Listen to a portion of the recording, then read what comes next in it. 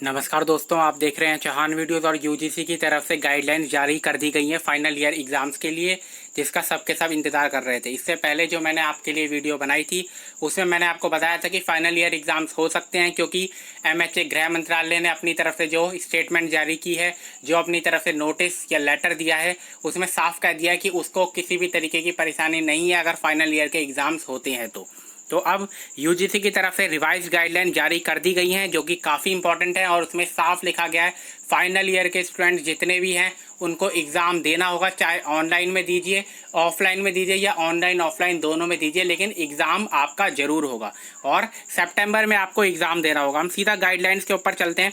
अगर अभी तक आपने मुझे इंस्टाग्राम पर फॉलो नहीं किया है तो इंस्टाग्राम पे आप मुझे फॉलो कर सकते हैं, उसका लिंक आपको डिस्क्रिप्शन में मिल जाएगा।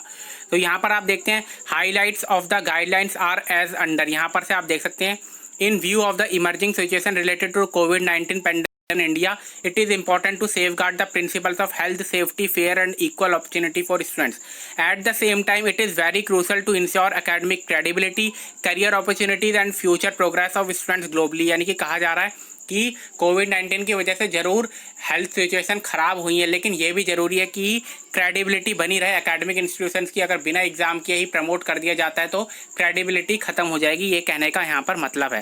Academic evolution of student is very important milestone progress of in any education system. यानी कि एकेडमिक एवोल्यूशन जो है बहुत इंपॉर्टेंट है किसी भी तरीके का, किसी भी स्टूडेंट की लाइफ में एक माइलस्टोन की तरह होता है, तो एकेडमिक एवोल्यूशन होना बहुत ज़रूरी है। The performance in examination gives confidence and satisfaction to the student and is reflection of competence, performance and credibility that is necessary for global acceptability. यानी कि परफॉर्मेंस उनकी एग्ज़ाम में क्या आई वो बहुत ज़रूरी है और उसके आधार पर ही ग्लोबल एक्सेप्टेबिलिटी उनको मिलती है। अगर बाहर कहीं उनको जॉब्स में जाना है, किसी एमएनसी में उनको जॉब्स चाहिए, तो उसके आधार पर आपके परफॉर्मेंस एग्जामिनेशन में जो आई है उसके आधार पर ही आपको जॉब मिलती है, तो ये काफ़ी ज़रूरी है।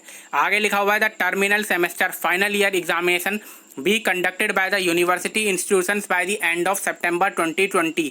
यानी कि सितंबर 2020 के एंड में आपके एग्ज़ाम कंडक्ट करवाए जाएंगे। फाइनल ईयर के जितने भी स्टूडेंट हैं, फाइनल सेमेस्टर के जितने भी स्टूडेंट हैं, उनके लिए इन ऑफलाइन मोड, ऑफलाइन जैसा आप जानते हैं पेन पेपर के जरिए, ऑनलाइन मोड या ब्लेंडेड मोड, यानी कि ऑनलाइन प्लस ऑफलाइन दोनों के लिए। ठीक, the students of terminal semester final year students having backlog should compulsory be evaluated by conducting examinations in offline mode as per feasibility and suitability. यानी कि जो स्टूडेंट है जितने भी जिनकी बैकलॉग है, बैकलॉग का कहने का मतलब जिनके बैक के पेपर्स रह जाते हैं, रीअपियर जो हो रहे हैं, जो फेल हो गए हैं, उन तरीके के स्टूडेंट कह रहे हैं और उनके लिए भी कंपलसरी है कि वो एग्ज़ाम दें।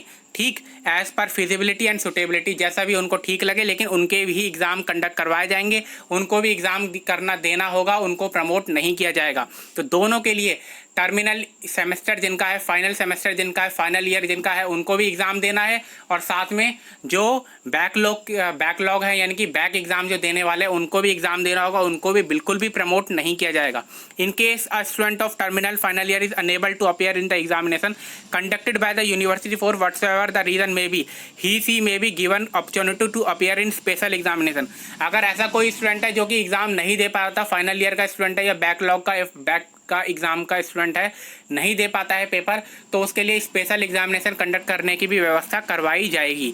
ठीक, लेकिन ये एक वन टाइम मेजर होगा, यानी कि इसके बाद दोबारा ये व्यवस्था लागू नहीं करवाई जाएगी। मान लीजिए कि सितंबर के एंड में एग्ज़ाम होते हैं, लेकिन आपके एरिया में सिचुएशन ऐसी नहीं है कि आप एग्ज़ाम दे पाएँ, तो उस समय आप एग्ज़ाम नहीं दे पाए, आप फाइनल ईयर के स्टूडेंट है, तो आपके लिए एक बार फिर से एग्ज़ाम कंडक्ट करवा दिया जाएगा, जिसको स्पेशल एग्जामिनेशन कहा जाएगा।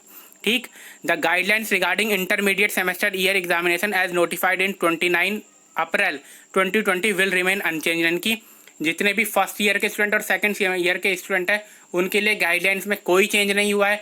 जो उनकी 29 अप्रैल की गाइडलाइंस थी वही उनकी गाइडलाइंस आज भी हैं, यानी कि उनको प्रमोट किया जा सकता है।